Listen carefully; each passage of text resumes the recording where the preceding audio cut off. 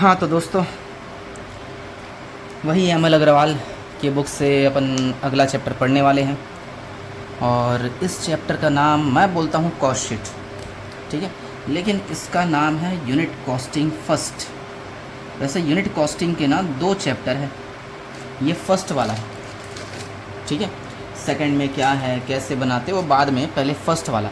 इसी फर्स्ट के बेस पर सेकंड वाला बनता है। अगर फर्स्ट वाला अच्छे से समझे देंगे तो सेकंड वाला भी इजीली बन जाएगा, ठीक है। तो इसमें एक फॉर्मेट दिया है, इसी फॉर्मेट के सहारे हर क्वेश्चन बनाने पड़ेंगे, ठीक है। और क्वेश्चन बनाने का तरीका बताने वाला हूँ, पहले फॉर्मेट समझेंगे। और इस वीडियो में एक आध क्वेश्चन बताऊँगा फॉर्मेट को समझाने के साथ साथ, ठीक है। तो ध्यान से सुनना, क्योंकि अभी सुनोगे तो पूरा चैप्टर ईजिली समझ में आ जाएगा, ठीक है। और एग्ज़ाम पॉइंट ऑफ व्यू से ये चैप्टर इम्पॉर्टेंट भी है, आता है एग्ज़ाम में, कई बार आ चुका है, चाहे बीकॉम हो चाहे एमकॉम हो। तो ध्यान से सुनना। स्टेटमेंट ऑफ कॉस्ट शीट, ठीक है। हर क्वेश्चन में ऊपर ऐसा फॉर्मेट लिख देना। कॉस्ट शीट बनाना पड़ता है, हिंदी में बोलते हैं लागत पत्र। लागत पत्र का विवरण तैयार कीजिए, ऐसा बोलता है। जो भी है स्टेटमेंट ऑफ कॉस्ट शीट लिख देंगे। हाँ, पर्टिकुलर अमाउंट पर यूनिट, लेकिन ऊपर में देखो यहाँ आउटपुट लिखा हूँ, ठीक है। क्वेश्चन में प्रोडक्शन दिया होगा, आउटपुट दिया होगा, यूनिट में, केजी में, जो भी दिया है उसको यहाँ लिख देना। अगर है तो, नहीं है तो नहीं लिखेंगे, है तो लिखेंगे, ठीक है। और इसका क्या इंपॉर्टेंस है यहाँ लिखने का, थोड़ी देर बाद में बताऊँगा। पहले अंदर के कंटेंट पढ़ते हैं अपन। अंदर के कंटेंट में सबसे पहले देखो, इमेजिन करना एक फैक्ट्री में कोई चीज़ बन रहा है। चलो ये पेन ही ले लेते हैं, वैसे अल्ट्राटेक लिखा है, लेकिन किसी न किसी फैक्ट्री में बना होगा। बनने में मटेरियल वगैरह लगा होगा, जिसको रॉ मटेरियल कहते हैं, कच्चा माल। जैसे प्लास्टिक लगा होगा, ये इंक का नीब वगैरह लगा होगा, इंक लगा होगा, ये सब रॉ मटेरियल है, ठीक है। रॉ मटेरियल, कच्चा माल। रॉ मटेरियल का कंजम्पशन, जितना कंज्यूम हुआ है उसको यहाँ लिखना है। अब अगर कंज्यूम दे दिया है तो अच्छी बात है, नहीं दिया है तो उसको निकालने के लिए ये 3 चीज़ नीचे देखो। Opening stock of RM, RM मतलब रॉ मटेरियल ना, plus purchase of raw material minus closing stock raw material. इन तीनों को अंदर ही प्लस माइनस करना और रॉ मटेरियल का फाइनल अमाउंट निकालना, ठीक है। पर यूनिट वाला कॉलम कैसे आएगा बाद में बात करेंगे। पहले रॉ मटेरियल कंज्यूम्ड कैसे निकलेगा, opening stock plus purchase minus closing stock. काहे का, रॉ मटेरियल का। तीनों को प्लस माइनस करके बाहर लिखेंगे तो कंज्यूम्ड आ जाएगा, ठीक है। ये पहला पोर्शन है ना, इसमें डायरेक्ट वेजेस जोड़ेंगे। डायरेक्ट वेजेस, प्रोडक्टिव वेजेस, है ना, ऐसा कुछ बोलेगा तो जोड़ देंगे। वेजेस बोले, लेबर बोले, डायरेक्ट एक्सपेंस भी जोड़ना पड़ सकता है, ठीक है। या फिर चार्जेबल एक्सपेंस लिखा होता है, ऐसा कोई खर्चा जो डायरेक्टली लगता है मटेरियल पे। अगर ऐसा कोई खर्चा जोड़ेंगे तो आंसर आएगा प्राइम कॉस्ट। इन तीनों को जोड़ेंगे, प्राइम कॉस्ट पहला आंसर। वैसे इस कॉस्ट शीट में ना एक आंसर नहीं होता, स्टेप बाय स्टेप आंसर आते जाते हैं, है ना। ये जो प्राइम कॉस्ट निकला है ना, ये पहला आंसर है अपना, ठीक है। अगर अच्छा देखोगे गौर से तो यहाँ मैंने कई कई जगह एरो लगाया। ये देखो दूसरा, वर्क्स या फिर फैक्ट्री कॉस्ट, ये दूसरा आंसर है। तीसरा देखो, ये कॉस्ट ऑफ प्रोडक्शन होगा। चौथा है तुम्हारा कॉस्ट ऑफ गुड सोल्ड, फिर है कॉस्ट ऑफ सेल, फिर सेल। ये सब स्टेप बाय स्टेप आंसर आता जाएगा। जितना बोलेगा बनाने उतना ही बनाएंगे, ठीक है। पहले पूरा पढ़ लेते, फिर एक बार और एक्सप्लेन करूँगा। पहले सारे raw material, direct wages, direct expense ऊपर जोड़ देना तो प्राइम कॉस्ट आ जाएगा। ये पहला आंसर है। इस प्राइम कॉस्ट में इनडायरेक्ट वेजेस, इनडायरेक्ट एक्सपेंस और फैक्ट्री ओवरहेड, ये 3 नाम याद रखो, काफ़ी है। इनडायरेक्ट वाली चीज़ें और फैक्ट्री से रिलेटेड खर्चे। फैक्ट्री ओवरहेड मतलब कारखाना ऊपरी वे कहते हैं। फैक्ट्री से रिलेटेड खर्चे भी जोड़ देंगे। और फिर opening stock of work in progress, closing stock of work in progress, plus और माइनस। ओपनिंग वाला प्लस, क्लोजिंग वाला माइनस, वो भी कर देंगे। और कभी कभी सेल ऑफ स्क्रैप या वेस्टेज होता है, अगर ऐसा कुछ हुआ तो उसको भी जोड़ देना। इतना करने के बाद जो भी आएगा उसको फैक्ट्री कॉस्ट या फिर वर्क्स कॉस्ट कहते हैं। अच्छा, ये जो अंदर कंटेंट पढ़े, इसमें ना ये जो वर्क इन प्रोग्रेस का ओपनिंग और क्लोजिंग स्टॉक है ना, ये हर क्वेश्चन में नहीं है। एक आध क्वेश्चन मिलेगा पूरे चैप्टर में, तो इसको इग्नोर मार सकते हो। सेल भी एक आध क्वेश्चन में दिखेगा, लेकिन इनडायरेक्ट वाली चीज़ें और फैक्ट्री ओवरहेड ये हर क्वेश्चन में दिख जाएगा, ठीक है। फैक्ट्री ओवरहेड बहुत फेमस है। इन सबको जोड़ देंगे तो आ जाएगा वर्क्स कॉस्ट या फैक्ट्री कॉस्ट, ठीक है। मैं वर्क्स कॉस्ट लिखता हूँ क्योंकि बुक में हर जगह वर्क्स कॉस्ट ही लिखा है, फैक्ट्री कॉस्ट नहीं लिखा है, तो वर्क्स कॉस्ट लिखना ज़्यादा अच्छा रहेगा। फिर ऑफिस से रिलेटेड खर्चा जोड़ेंगे, ऑफिस एडमिनिस्ट्रेशन ओवरहेड, ठीक है। इसमें ऑफिस एडमिनिस्ट्रेशन जोड़ देंगे तो आएगा cost of production. Cost of production आने के बाद opening stock of finish goods और minus closing stock of finish goods, plus और माइनस। देखो सबसे पहले रॉ मटेरियल का ओपनिंग स्टॉक क्लोजिंग स्टॉक यहाँ पे था, फिर वर्क इन प्रोग्रेस का ओपनिंग स्टॉक क्लोजिंग स्टॉक यहाँ पे था, फिर फिनिश गुड्स का opening stock closing stock, cost of production के जस्ट बाद, याद रखना। लेकिन खास बात ये है कि ओपनिंग स्टॉक अगर दिया होगा तो लिखेंगे, वैसे किसी भी क्वेश्चन में opening stock of finish goods नहीं है। Closing stock of finish goods है और अधिकतर क्वेश्चन में है, लेकिन गौर से देखना closing stock of finish goods minus है, लेकिन इसका अमाउंट पर यूनिट जो है वो डैश किया हूँ, इसका पर यूनिट नहीं निकाला जाता। रीज़न बताऊँगा इसके बाद, ठीक है, फिलहाल इसको इग्नोर मारो। तो इस अमाउंट में इन सबको प्लस माइनस करेंगे तो आ जाएगा cost of goods sold. Cost of goods sold आने के बाद अगला सेलिंग और डिस्ट्रीब्यूशन मतलब बेचने से रिलेटेड खर्चे अगर ऐड कर दिए तो कॉस्ट ऑफ सेल आ जाएगा। इस कॉस्ट ऑफ सेल में अगर अपन प्रॉफिट जोड़ देते हैं तो सेल आ जाएगा। इजी। क्वेश्चन में जितना इन्फॉर्मेशन दिया होगा उतना बनाएंगे। क्वेश्चन में मान के चलो फैक्ट्री ओवरहेड तक का खर्चा दिया तो वर्क्स कॉस्ट निकाल के छोड़ सकते हो, उसके बाद का दिया नहीं है तो ऑफिस का खर्चा दिया, कॉस्ट ऑफ प्रोडक्शन तक निकालो। हाँ, क्वेश्चन में कभी कभी स्पेशली बोल देता है ये सब कैलकुलेट करो, अच्छी बात है, वहाँ तक जाना पड़ेगा। लेकिन कुछ क्वेश्चन ऐसे होते हैं जिसमें बोल देता है टोटल कॉस्ट निकालो। अब टोटल कॉस्ट नाम से कुछ यहाँ तो दिख नहीं रहा है। टोटल कॉस्ट कुछ भी हो सकता है, प्राइम कॉस्ट को भी टोटल कॉस्ट कह सकते हैं, वर्क्स कॉस्ट को भी, कॉस्ट ऑफ प्रोडक्शन को भी, कॉस्ट ऑफ गुड्स सोल्ड को भी, कॉस्ट ऑफ सेल को भी, किसी को भी जहाँ तक इन्फॉर्मेशन देगा वहाँ तक बनाएंगे, वो टोटल कॉस्ट माना जाएगा। ठीक है, तो ये फॉर्मेट याद रखना किसी भी चीज़ को बनाने के लिए ना, ये सब स्टेप बाय स्टेप लगता है। पहले वो रॉ मटेरियल का खर्चा लगता है, फिर फैक्ट्री में जाता है वो माल, फैक्ट्री में प्रोसेसिंग वगैरह चलता है उसका खर्चा लगता है, फिर ऑफिस में जाता है पैकिंग वैकिंग होने के लिए, अकाउंटिंग वगैरह करने के लिए, फिर सेल से रिलेटेड खर्चा, फिर प्रॉफिट जोड़ के बेचते हैं अपन। ये नॉर्मली हर किसी चीज़ के बनने का प्रोसेस होता है, ठीक है, इसी को याद रखना। अच्छा, इसके अलावा ये जो बनाए अपन फॉर्मेट, इसमें अमाउंट वाला कॉलम दिख रहा है, ये तो क्वेश्चन में दिया रहेगा, टेंशन वाली बात नहीं है। पर यूनिट वाले कॉलम के बारे में बात करेंगे। पर यूनिट वाला कॉलम कुछ खास नहीं होता, ये जो यहाँ ऊपर आउटपुट लिखेंगे ना, ब्लैंक छोड़ा हूँ देख सकते हो, इस आउटपुट को मतलब इन सब को इस आउटपुट से डिवाइड करेंगे तो यहाँ अमाउंट लिखते जाएंगे। जैसे सपोज़ यहाँ 10,000 है और यहाँ 1,000 है, 10,000 डिवाइड बाई 1,000 तो यहाँ 10 रुपये आएगा। यहाँ 5,000 है, 5,000 डिवाइड बाई 1,000 यहाँ 5 रुपये आएगा। मतलब इन सारे अमाउंट को यहाँ जो आउटपुट है उससे डिवाइड करते जाना तो ये सब आते जाएगा। तो पर यूनिट वाले कॉलम का टेंशन मत लेना। अच्छा, एक चीज़ और, बाई चांस आउटपुट नहीं दिया है क्वेश्चन में तो क्या पर यूनिट बन पाएगा? क्योंकि पर यूनिट तो आउटपुट के सहारे ही निकालते हैं। जब आउटपुट ही नहीं है तो पर यूनिट बना के क्या ही करेंगे। तो कुछ क्वेश्चन ऐसे आएंगे जिसमें आउटपुट ना दिया है, नहीं दिया रहता है, तो उसमें पर यूनिट वाला कॉलम मत बनाना। डन, ठीक। अच्छा, 2 नोट और बनवाया हूँ, ठीक है। कुछ ये एजम्पशंस बोल सकते हो, नोट बोल सकते हो, लेकिन इन नोट के सहारे अपन कुछ क्रिटिकल क्वेश्चन सॉल्व करेंगे। ये नोट शुरुआत के कुछ क्वेश्चन में काम नहीं आएगा तो मैं फ़िलहाल इसको नहीं समझा रहा हूँ, ठीक है। इसको पढ़ेंगे, जिस क्वेश्चन में काम आएगा इसको पलट के दिखा दूँगा, चलेगा। इस चैप्टर का नाम है यूनिट कॉस्टिंग 1। चलो एक काम करते हैं, एक आध क्वेश्चन ना सॉल्व करते हैं, एक आध क्वेश्चन सॉल्व करेंगे WPS। हाँ, क्वेश्चन फर्स्ट बहुत इजी है, सेकंड इजी है, थर्ड इजी है। फर्स्ट सेकंड थर्ड छोड़ देना, फोर्थ बनाना चाहिए। चलो फोर्थ अच्छा क्वेश्चन है, फोर्थ बनाते हैं, ठीक है। PDF वगैरह मुझसे मांग लेना, मैंने एक क्वेश्चन के लिए फॉर्मेट खींच के रखा है। वैसे एक काम करते यार, फिफ्थ 4 से 5 अच्छा है, 5 पहले बनाते, ठीक है, और 5 पूरा समझाते हुए बनाऊंगा। 4 किसी अलग से वीडियो में कवर कर दूंगा, ठीक है।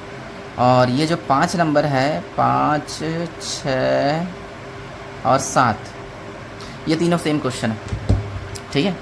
5, 6 और 7, इन तीनों में से मैं सिर्फ 5 बना रहा हूँ इस वीडियो में, 6 और 7 खुद बनाऊंगा। ये क्वेश्चन नंबर 5 है मान के चलो, ठीक है। पहले क्वेश्चन पढ़ते हैं। कॉलम तो खींच के रखा हूँ, ऊपर कोने में आउटपुट लिखना पड़ेगा, उसको देखेंगे थोड़ा। 5 5 5 5 कहाँ गया? ये रहा 5 नंबर। हिंदी इंग्लिश मिक्स है तो गौर से देखना, हिंदी वाले भी समझ जाओगे, इंग्लिश वाले भी। The following data related to the manufacture of standard product during the month of 2000 जो समथिंग है ना। रॉ मटेरियल कंज्यूम्ड, अच्छी बात है, कंज्यूम्ड दे दिया, डायरेक्ट ऊपर आएगा ना, डायरेक्ट वेजेस भी डायरेक्ट ऊपर आएगा, ठीक है। ये दोनों जोड़ देंगे तो प्राइम कॉस्ट आ सकता है, क्योंकि डायरेक्ट से रिलेटेड 2 ही खर्चे हैं, ठीक है। अब ज़रा ध्यान से सुनना, मशीन वर्कड आवर, मशीन चला 8000 घंटे, आवर में लिखा है, मशीन कितना घंटा चला? 8000 घंटा, ठीक है। और मशीन आवर रेट 4 रुपये जस्ट उसके नीचे दिया है, यानी मशीन अगर 1 घंटा चलता है तो मशीन चलने में 4 रुपये का खर्चा लगता है, मशीन आवर रेट बोलते हैं उसको। एक सवाल, मशीन कहाँ पे लगता है, ऑफिस में कि फैक्ट्री में? जाहिर सी बात है फैक्ट्री में, तो ये एक हिंट है कि फैक्ट्री का खर्चा है ये। मशीन चल रहा है 8000 घंटे और 1 घंटे का 4 रुपये, 8 चौक 32,000 फैक्ट्री का खर्चा है, मशीन चलाने का खर्चा। प्राइम कॉस्ट के नीचे ये जो फॉर्मेट है ना, प्राइम कॉस्ट के नीचे ये फैक्ट्री ओवरहेड जोड़ते हैं ना, उसी के बारे में दिया, ठीक है, याद रहेगा। ये जो फैक्ट्री ओवरहेड है यहाँ प्राइम तक आ जाएगा, रॉ मटेरियल कंज्यूम्ड और डायरेक्ट वेजेस दिया, दोनों को जोड़ेंगे प्राइम कॉस्ट आ जाएगा। डायरेक्ट एक्सपेंस नहीं है, छोड़ देंगे। फैक्ट्री ओवरहेड में 8000 × 4 32,000 आ जाएगा, जोड़ के फिर वर्क कॉस्ट निकाल लेंगे, इजी है। और देखो समझ जाओगे, ऑफिस ओवरहेड जो है 10% ऑफ वर्क्स कॉस्ट, ये जो वर्क्स कॉस्ट आएगा इसी का 10% ऑफिस वाले में लगा देंगे, ऑफिस वाला लगा देंगे यहाँ पे, दोनों को जोड़ेंगे तो कॉस्ट ऑफ प्रोडक्शन भी आ जाएगा, ठीक है। चलो उसके बाद सेलिंग ओवरहेड ये देखो, सेलिंग एंड डिस्ट्रीब्यूशन ओवरहेड ये वाला, कॉस्ट ऑफ प्रोडक्शन के बाद डायरेक्ट ये वाला दे दिया, इसको भी जोड़ देंगे तो कॉस्ट ऑफ सेल आ जाएगा, ठीक है। अच्छा उसके बाद देखो यूनिट प्रोड्यूस्ड, प्रोडक्शन हुआ है 4000 यूनिट, काम आने वाला है, ठीक है, जिसमें से 3600 यूनिट 50 के रेट से बेच दिया, यूनिट सोल्ड लिखा है, बेचा है तो लास्ट में आता है ना सेल, एकदम ये सेल एकदम लास्ट वाला दे दिया है, ठीक है। 3600 यूनिट बेचा है, वो भी किस रेट से, 50।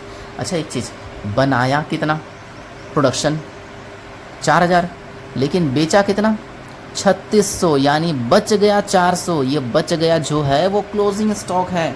देखो closing stock of finish goods यहाँ दिख रहा है ना, यही सबसे ज़्यादा परेशान करता है, अधिकतर क्वेश्चन में नहीं दिया रहता है, ऐसे करके हमको समझना पड़ता है कि यार बनाया तो 4000 है, बेचा 3600 है, तो 400 कहाँ गया, यानी बच गया होगा 400, क्लोजिंग स्टॉक मान के माइनस करना पड़ेगा। देखो माइनस करते क्लोजिंग स्टॉक को, लेकिन ध्यान रखना इसका पर यूनिट नहीं लिखते, बस अमाउंट माइनस करते। अब इसका अमाउंट कैसा निकलेगा सब कुछ बताऊँगा, ठीक है।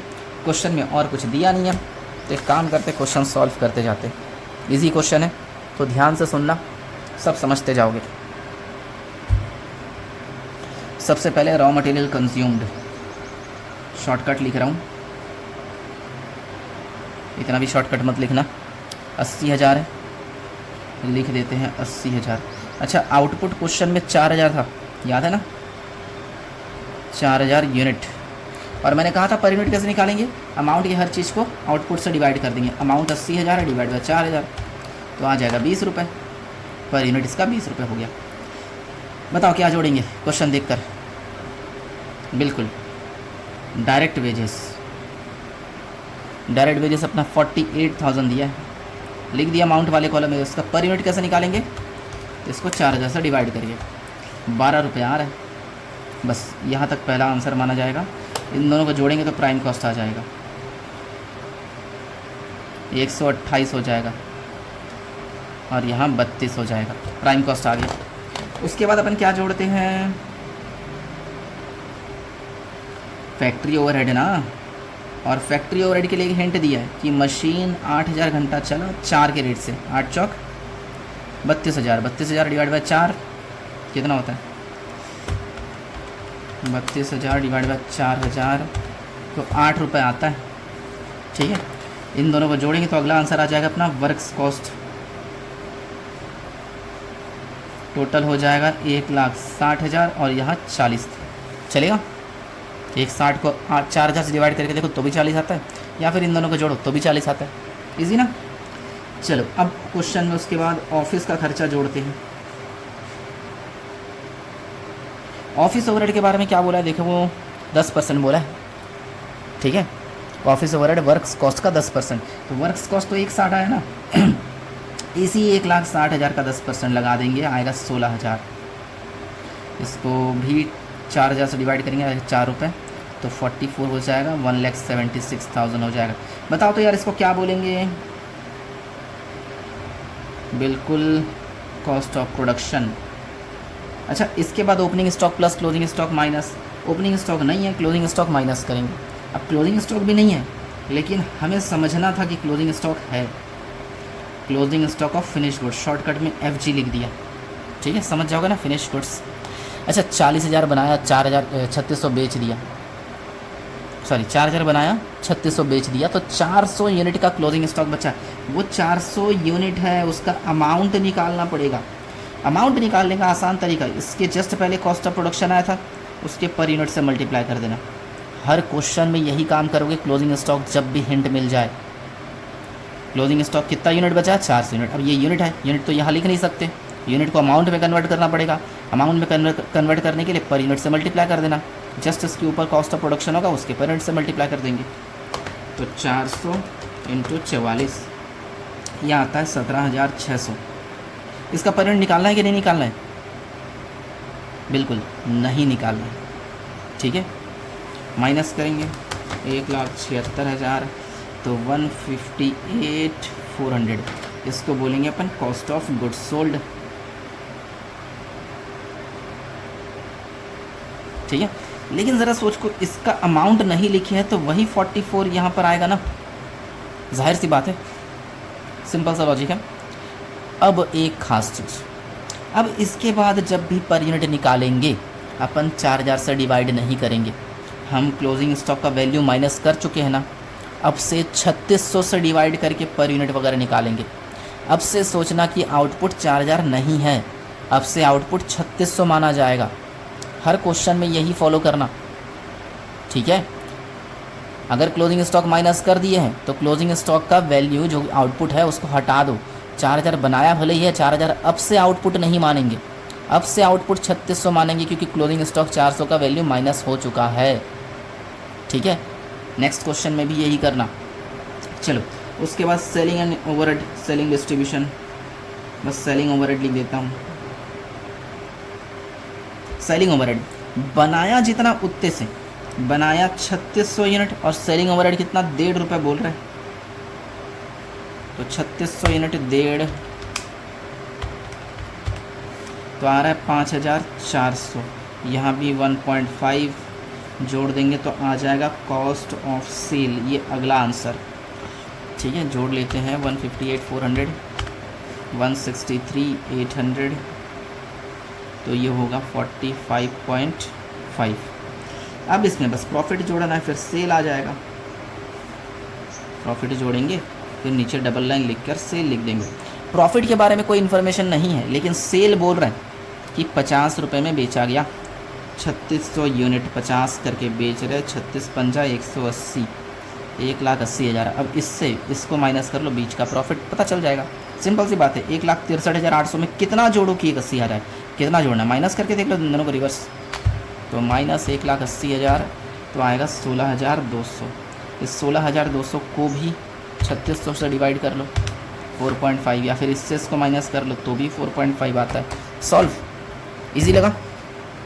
वीडियो लंबा हो जाएगा तो मैं दूसरा क्वेश्चन इस वीडियो में नहीं समझा रहा हूँ, अलग से वीडियो बना दूंगा। और ये रहा सॉल्यूशन, अच्छे से स्क्रीनशॉट ले लो, कॉपी में नोट कर लेना, और ये फॉर्मेट भी अच्छे से पूरा एक पेज में इसको लिखना और एक पेज में वर्किंग नोट लिख देना, ठीक है।